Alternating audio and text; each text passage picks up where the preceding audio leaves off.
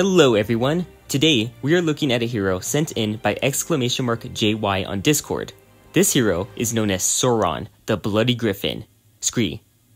Knowing no love or comfort, SORON is a cruel and near emotionless griffin who tends to succumb to rage extremely easily. He is blessed by wind and blood. This little paragraph is just a brief description of the hero, but this here is the true backstory of SORON. SORON was born in the wild as an extremely talented and large griffin, but one day, the Twilight Elves captured this griffin. Their aim was to use it as a mount for one of their princes, Gryphon. This turned out to be a horrible idea for the Twilight Elves and SORON, for the young griffin was tremendously rebellious and prideful, even for its species. Because of this, a frustrated Twilight Elf griffin tamer lashed out one day, severely beating SORON to a bloody mess. But because SORON refuses to submit to anyone, the beatings escalated to the point where the griffin endured beatings from all of the tamers, trying to whip him into a mount worthy of Gryphon, one who was obedient, loyal, and calm. But this would prove to be a tragedy. As SORON would never submit, its rage only grew by the second. As SORON reached his adolescence, his power increased to unprecedented levels. Biding his time, SORON pretended to grow more docile over time, until one day, the tamers let their guards down. Then, having a feeding, SORON finally unleashed all of his hatred with the loudest screech to have ever pierced the skies. It froze all of the tamers and guards on the spot. Empowered with the spirit of blood, SORON's appearance slowly morphed as he slaughtered all of the Twilight Elves in the vicinity. After the massacre, SORON was able to stretch his wings to their full span, bolting into the sky with even further unprecedented speed and power. He now had the blessing of the wind as his plumage gained a hint of gold. Flying away, SORON grew stronger and stronger until he reached adulthood, where he won in battles against even the likes of dragons. Now ready to exterminate all of the Twilight Elves, SORON joins your cause with the sole wish of slaughtering every Twilight Elf he can find.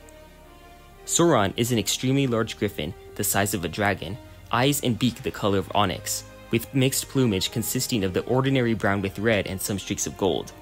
After Origins, SORON is eventually befriended by Lyn in another side story, and chases the collapsing, weakened, and deranged Faustus out of the continent.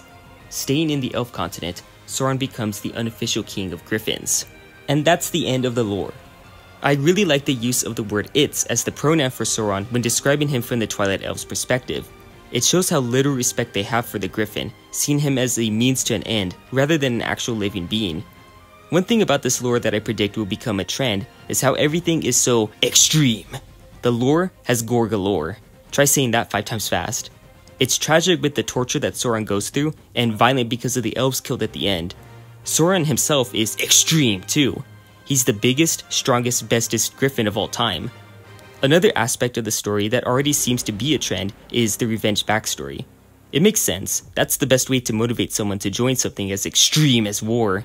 So I'm not saying that these elements of the story are bad automatically. I'm just making a prediction that they might become a trend among hero ideas. Now let's take a look at his stats. He gets to 640 HP at max level, so he's the tankiest of all flying heroes in Origins by a slight margin. He also has 10% health regeneration, so he's going to restore the health he's lost pretty fast. And since it's a percentage of a big number like 640, it's actually a really high amount of healing per second, regardless of percentages. SORON also has 15% armor. Now, since I'm reviewing these for their ideas more than anything else, I want to say that I think things like armor and especially magic resistance are best kept saved up for certain heroes, and not for all of them. SORON here is a griffin, so he doesn't actually wear any protective armor. He just happens to have physical resistance anyways, which is probably because of his tough skin. But anyways, it's good to try to limit just how many special things you give to a hero so that they don't become less special for other heroes. If you give a hero like this armor when he already has a ton of HP and won't even be attacked by melee units, it sort of feels like every hero has armor. And so when there are heroes like Prince Dinas who rely on their armor a lot, it makes those sorts of heroes feel less special. And don't even get me started on magic resistance, because we still have yet to have a hero who possesses magic resistance in a Kingdom Rush game. If you ever give a hero magic resistance, it better be treated as a big deal, like with the previous hero I reviewed, Elrath. But now that that rant is over, let's focus on that attack damage. 57 to 116 damage every 2 seconds.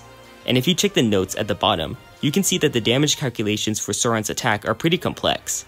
First, he is guaranteed to deal 20 damage as true damage to his target. So, If you roll a damage number between 57 and 116, like 100 for example, then 20 of that damage is dealt as true damage in the form of bleed over the course of 3 seconds. Then, the remaining 80% of damage is treated as explosive damage, which bypasses half of armor. So, say an enemy has 50% armor, then the 80 explosive damage is going to be affected by the 50% armor, but only half as much. So instead of losing 50% damage, you only lose 25% damage. So, that's 60 damage in the end, plus the 20 true damage that was guaranteed. Basically, his attacks are really close to being completely true damage, but armor is still going to reduce the damage by a little bit, but just a little bit, so he's still dealing close to his real damage at all times. His movement speed is 6.5. I'm going to be honest, I don't know what to use as a reference point for that. I checked the wiki for other heroes, but I can't really find anything, so I'm just going to assume that he has really fast speed based on the lore.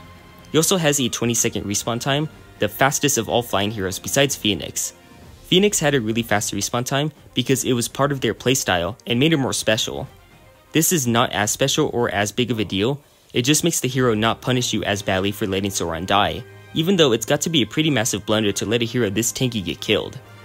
SORON's first ability, which is one of those types of abilities that I like to call an innate ability, just describes how the attack damage works. Keep in mind that the 20 guaranteed true damage comes in the form of bleed over the course of 3 seconds. It is somewhat less powerful because it isn't totally instantaneous, so just take that as a reminder that the skill isn't as OP as it might seem right away. His first actual ability is called Featherstorm. SORON spreads out 18 feathers in a small area, with each feather having its own area of effect. Think of Blackthorn's Rum and Bang ability, except instead of having a hole in the middle of the projectile spread, it just fills up a circle with feathers. Each feather does 16 physical area damage. Half of the feathers are gold, and those permanently slow an enemy by 4% each, along with their damage.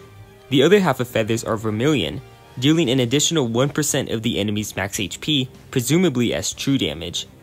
It's said in the notes that the feathers should have a big enough AoE to reliably hit the same target 4 times at minimum. Now, I don't know if this applies to Origins, or really any other Kingdom Rush games, but Vengeance enemies are actually treated as 1 pixel each, regardless of the size of their sprites. So, it's possible that every enemy is equally susceptible to these feathers, but I'd wager that the idea was for bigger, tougher enemies to be affected by the feathers more, especially since they tend to have the most HP, and therefore are the best targets for the vermilion feathers. So, with 9 feathers of each type maximum, you can deal area damage that takes 9% of every enemy's max HP, plus some extra damage and permanent slowing, all with a 6-second cooldown. You don't need me to tell you this is OP, right? I'm immediately reminded of Ice Peaks, which is possibly the strongest hero skill of all time. That also dealt area percentage damage, and slowed enemies down if they survived, though not permanently like this skill does. That skill had an efficiency of 2% HP per second, while this one has at most 1.5% per second, which is slightly lower. However, since it is only a 6-second cooldown, I would argue that this ability is even stronger. Given the choice between a skill that does 100 true damage every 10 seconds, or a skill that deals 200 true damage every 20 seconds, you would want to pick the 10-second one because the faster cooldown makes it more versatile, even if the damage is unchanged. But given the choice between 100 damage every 10 seconds or 1000 damage every 90 seconds, I would still pick the 10-second one even if that makes the DPS lower. This is because the versatility of a fast cooldown is useful in its own unquantifiable way. With a cooldown as fast as 6 seconds, this skill is extremely powerful in that regard, so I definitely think that this is an OP ability. Now, as for his next ability, Furious Crimson Dive, SORON dives through the air, becoming a crimson streak, dealing 205 to 345 true damage to a single target, with a cooldown of 15 seconds. Because it has a short activation range, the idea is that this ability is easy to aim at specific enemies, because you can keep SORON out of range while weak enemies are nearby, saving it up for a better target. Because of these damage numbers though, you won't really be overkilling most basic enemies. Blood Gnolls and Shadowspawn have more HP than the max damage, and it's still possible for a Gnoll Gnawer to tank the attack and survive. But it's good to have the option to reserve it anyways. However, this is actually going to prove to be a problem for the next skill, Scarlett Tornado. SORON flaps his wings to summon a tornado that slows all enemies in range by 60% and deals 5 magic damage per second for a total of 10 seconds. This has an activation range of 80, which is a little smaller than the area for Crimson Dive. That means you have to balance between getting close enough to use Crimson Dive, all while not getting too close so that you don't waste Scarlett Tornado. It does have an enemy requirement of 2 in range, which does help a little bit, but enemies do tend to stay in packs and origins. Ultimately though, wasting this skill is hardly a problem. With an 18-second cooldown and a 10-second duration, the uptime of this skill is really good. You don't have to worry too much about wasting it because it'll be cooled down again soon enough. A 60% slow with slightly more than half the uptime, along with 50 area magic damage is really pushing the boundaries of being OP. But again, my focus is more on the ideas. I like that the slow effect will help group up enemies together so that more of them can be hit by the Featherstorm. That's a nice skill synergy there. The next ability is Curtailing Screech. SORON releases his pent-up hatred in a mighty screech, terrifying all opposition. This ability causes enemies to run back down the path for 8 seconds at 70% movement speed. This effect is the antithesis to skill synergy. You have an AoE tornado that slows enemies down, as well as another AoE that makes enemies retreat back down the path. If you combine both slowdown effects, you have enemies at 70% speed being slowed by 60%, or a further 42% reduction, giving them 28% speed total, which is practically nothing. If you actually want the enemies to move down the path, you can't let them get hit by the tornado. But in order to prevent that from happening, you have to be really good at positioning the hero so as not to activate Scarlett Tornado. Even as someone who is really into microing heroes, I have to admit that this is probably impossible to pull off consistently. On the bright side though, if the enemies are moving back up the path very slowly, it's sort of like they're frozen in place. Sometimes, this is more useful than sending the enemies away, since that can often lead to them escaping the range of towers who could just kill them right then and there. So, it actually creates options for the player. I imagine that if you're being overrun with enemies, you want to actually send them down the path at a decent speed. But if you have things under control, you can keep them in place without letting them escape the range of your towers. This is actually a really great dynamic. If you want to consider this to still be synergy, be my guest. Personally, I do think that slowing down enemies that you're sending away from the path still counts as negative synergy, but it's just sometimes helpful negative synergy.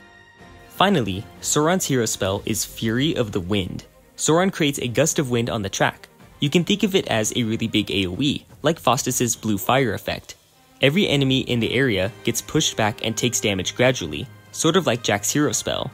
It can even push them out of range of its own AoE, slightly reducing its own effectiveness against enemies. But that just encourages you to position the AoE intelligently to maximize its effectiveness. Considering how much of this hero's skill set is predicated on reducing enemy movement speed, having a spell that simply pushes them back instead of making them run back with their own movement speed is a nice way of avoiding negative synergy. It stacks pretty well with all of those other effects, essentially making it super hard for enemies to actually make it to the exit. It's a great way of buying more time for all of the enemies to stay on the map. That way, Featherstorm can continue to whittle away their HP. The order in which skills are executed is proof of that, since the feathers come last after you've grouped up enemies with all of the slow effects. The creator of this entry says the following: "This time around, I wanted to create a non-humanoid hero that would be in the top quarter of heroes, but not too overpowered for Origins after I did Frontiers." For context, they sent in another entry that was a Frontiers hero that hasn't been reviewed as of this video. After making his base stats and basic attacks impressive, I tried really hard to make his ability synergize, which is way harder when Origins heroes have a limit of 4 skills, and eventually settled with Curtailing Screech and Scarlett Tornado stacking up tons of enemies for each cast of the bread and butter skill, Featherstorm. Crimson Dive is just the classic mediocre ability meant to deal some nice true damage periodically. Overall, the hero is meant to be good at dealing damage and excellent at stalling enemies, and I believe SORON fits this criteria. I made its hero ability especially strong, but gave it a decent cooldown in order to offset this. And since the hero's epithet is blood, why not make his childhood tragic as well? Smiley face. Well, JY, I think that you did an excellent job. Regardless of how balanced you think the numbers are, there's no denying that this hero has a consistent playstyle, and to top it all off, a playstyle that gives the player options when it comes to using that tornado alongside Curtailing Screech. So, this is a well-executed hero. In terms of balance, SORON is either the second or first strongest hero. Let's just say he's tied with Ice Cult. But again, I care more about the playstyle. and this hero was created with a vision as clear as an eagle's.